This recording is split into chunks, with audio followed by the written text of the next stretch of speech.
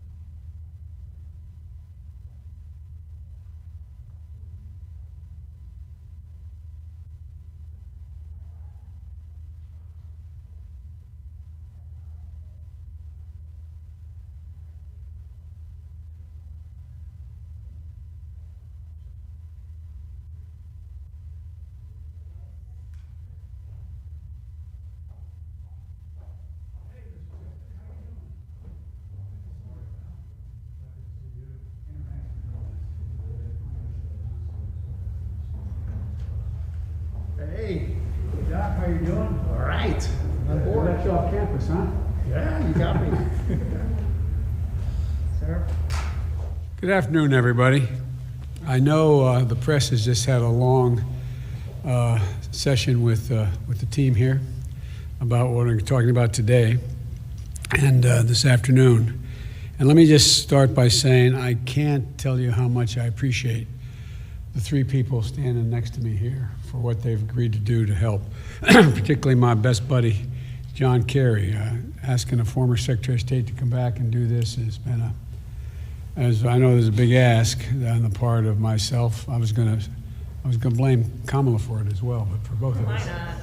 And but John's been deeply involved. The Secretary's been deeply involved in climate issues as a senator and one of the leaders legislatively as well.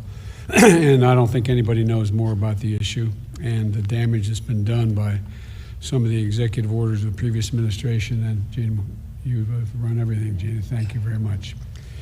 Let me get to it. Today is Climate Day at the White House, and which means that today is Jobs Day at the White House. We're talking about American innovation, American products, American labor. And we're talking about the health of our families and cleaner water, cleaner air, and cleaner communities. We're talking about national security, America leading the world in a clean energy future. It's a future of enormous hope and opportunity.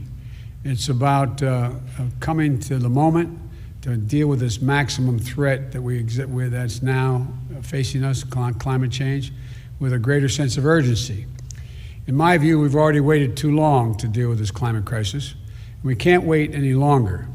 We see it with our own eyes, we feel it, we know it in our bones, and it's time to act. And I might note parenthetically, if you notice, the attitude of the American people toward greater impetus on focusing on climate change and doing something about it has increased across the board, Democrat, Republican, Independent.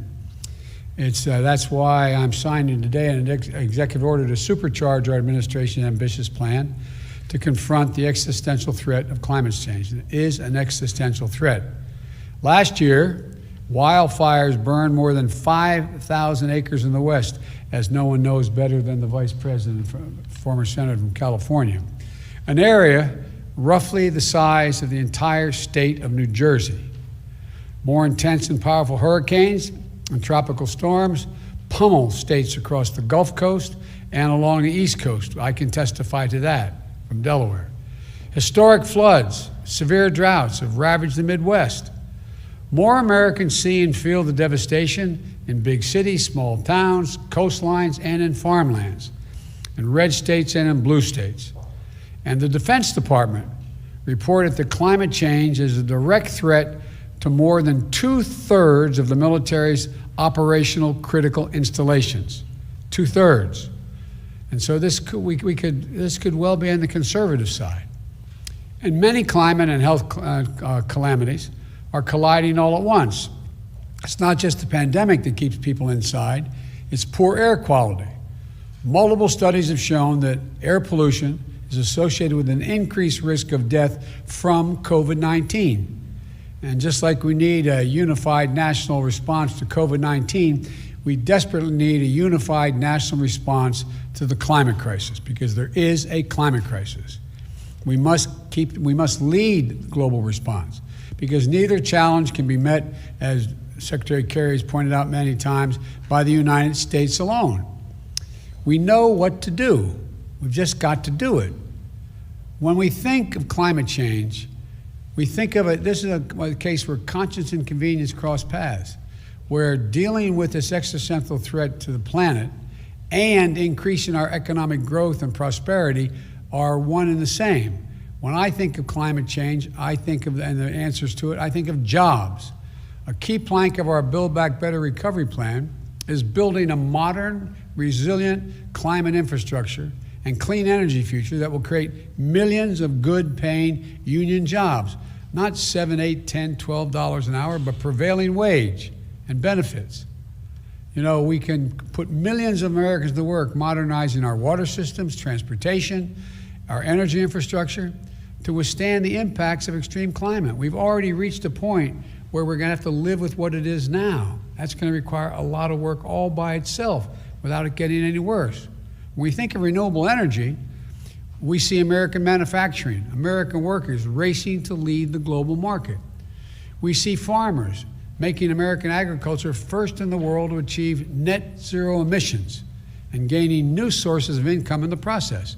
And I want to parenthetically thank the Secretary of Agriculture for helping me put together that program during the campaign. We see small business and master electricians designing, installing, and innovating energy-conserving technologies in building homes and buildings. And we're going to reduce electric consumption and save hundreds of thousands of dollars a year in energy costs in the process. And when the previous administration reversed the Obama-Biden vehicle standard and picked big oil companies over American workers, the Biden-Harris administration will not only bring those standards back, will set new, ambitious ones that our workers are ready to meet. We see these workers building new buildings, installing 500,000 new electric vehicle charging stations across the country as we modernize our highway system to adapt to the changes that have already taken place. We see American consumers switching to electric vehicles through rebates and incentives, and the residents of our cities and towns breathing cleaner air, and fewer kids living with asthma and dying from it.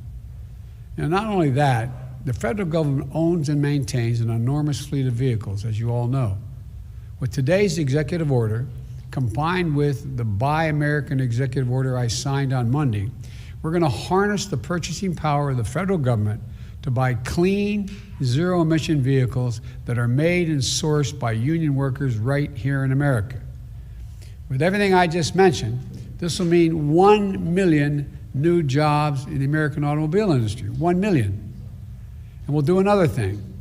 We'll take steps towards my goal of achieving 100% carbon pollution-free electric sector by 2035.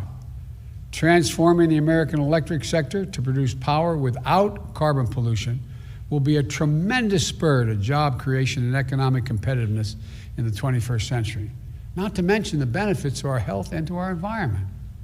Already, 84% of all new electric capacity planned to come onto the electric grid this year is clean energy. Clean energy. Why? Because it's affordable, because it's clean, because in many cases it's cheaper, and it's where we're keeping up. They're keeping up. We're going to need scientists and national labs, land-grant universities, historical black colleges and universities to innovate the technologies needed to generate, store, and transmit clean electricity across distances, and battery technology and a whole range of other things. We need engineers to design them and workers to manufacture them. We need iron workers and welders to install them. Technologies they invent, design, and build. will ultimately become cheaper than any other kind of energy, helping us dramatically expand our economy and create more jobs with a cleaner environment. And will become the world's largest exporter of those technologies, creating even more jobs.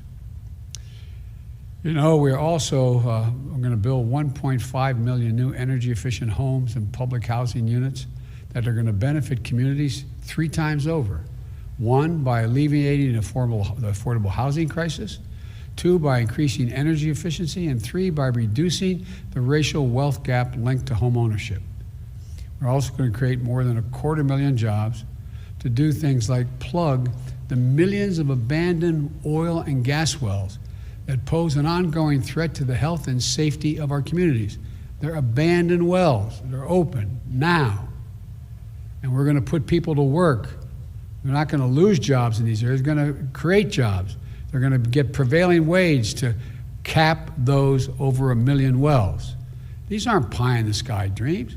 These are concrete, actionable solutions. And we know how to do this.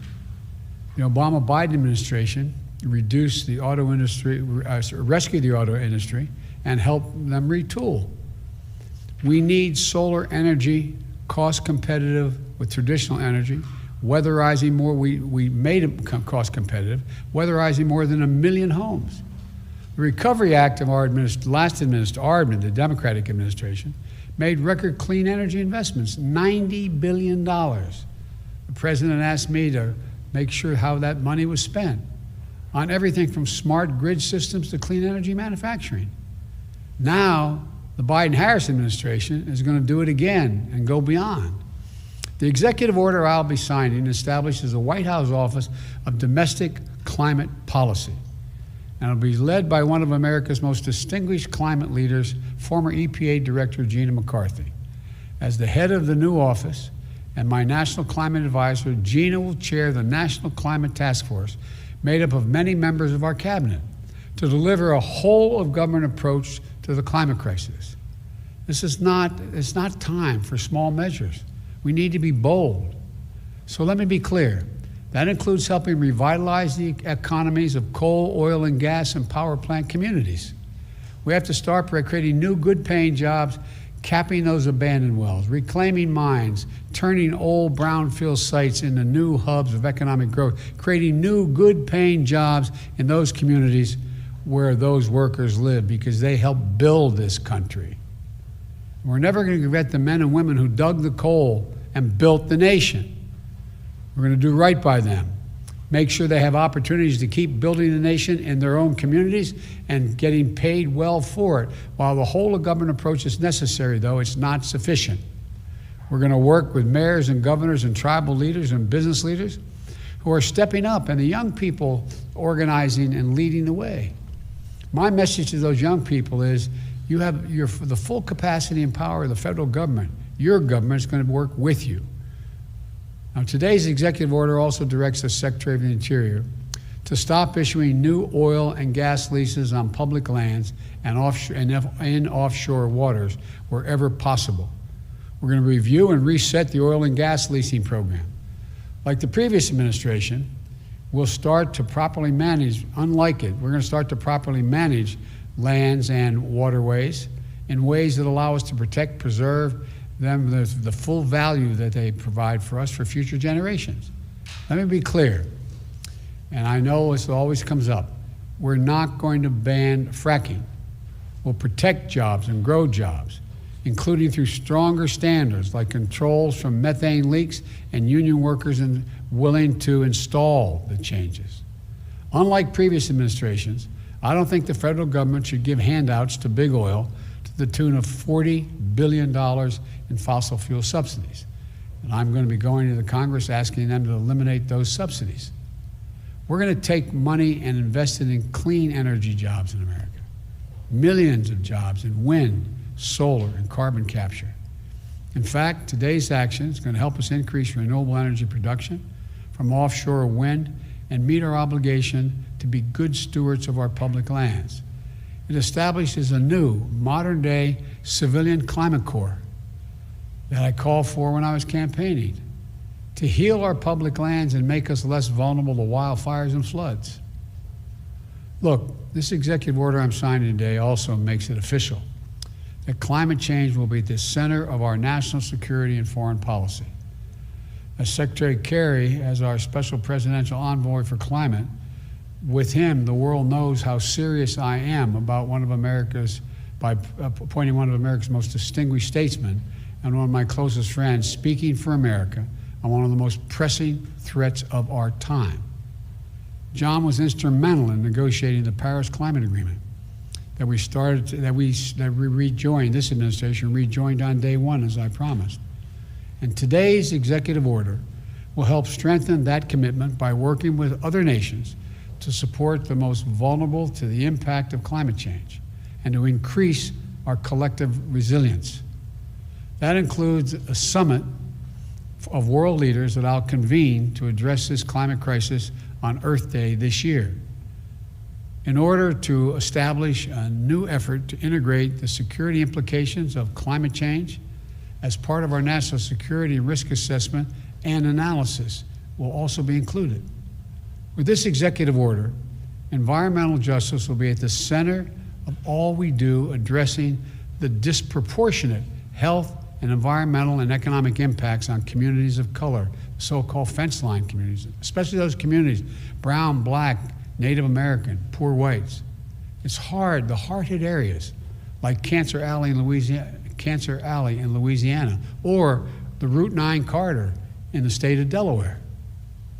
That's why we're going to work to make sure that they receive 40% of the benefits of key federal investments in clean energy, clean water, and wastewater infrastructure. Lifting up these communities makes us all stronger as a nation and increases the health of everybody. Finally, as with our fight against COVID-19, we will listen to the science and protect the integrity of our federal response to the climate crisis.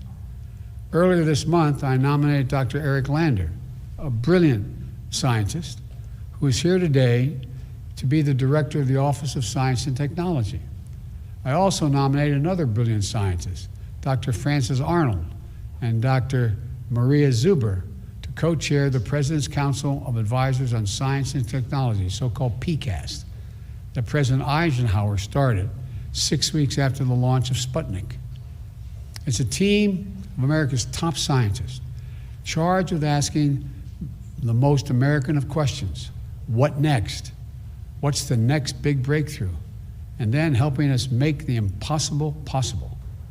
Today, I'm signing a presidential memorandum making it clear that we will protect our world-class scientists from political interference and ensure they can think, research, and speak freely and directly to me, the Vice President, and the American people. To summarize this executive order, it's about jobs, good-paying union jobs. It's about workers, building our economy back better than before. It's a whole-of-government approach. Put climate change at the center of our domestic, national security, and foreign policy. It's advancing conservation, revitalizing communities in cities and on the farmlands, and securing environmental justice. Our plans are ambitious, but we are America. We're bold. We're unwavering in the pursuit of jobs and innovation, science and discovery. We can do this. We must do this, and we will do this. I'm now going to sign the executive order to meet the climate crisis with American jobs and American ingenuity. And I want to thank you all. I'm going to go over and sign that now.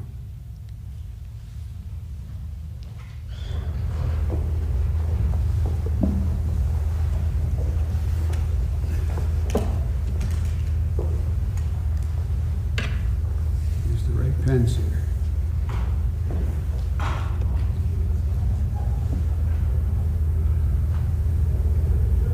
The first order I'm signing is tackling the climate crisis at home and abroad.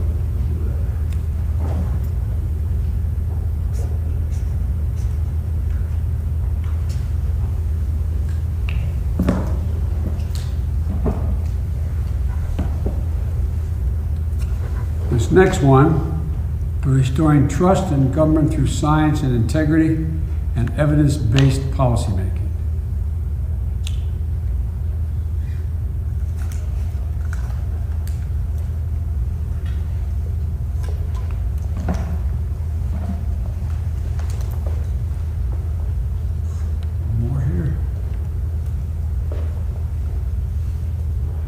And this last one is the President's Council on Advisors on Science and Technology established.